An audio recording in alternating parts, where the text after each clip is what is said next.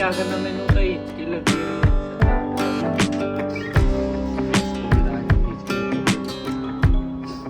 क्या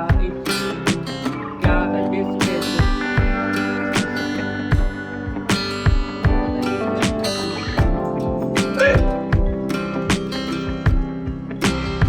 अब बेटा मैंने की कैसी चाय पिला दी हिचकी लगी हुई है हाँ देखो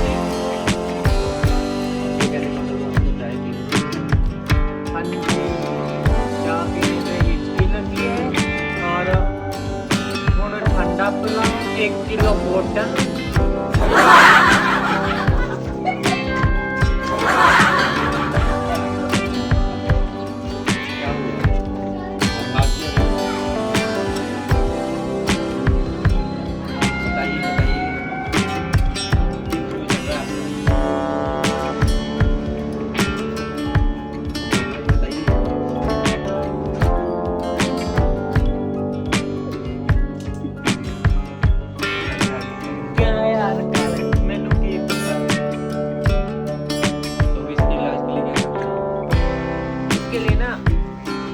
वाली चाय बनाओ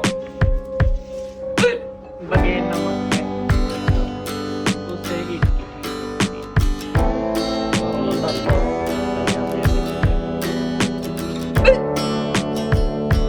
ऐसे नो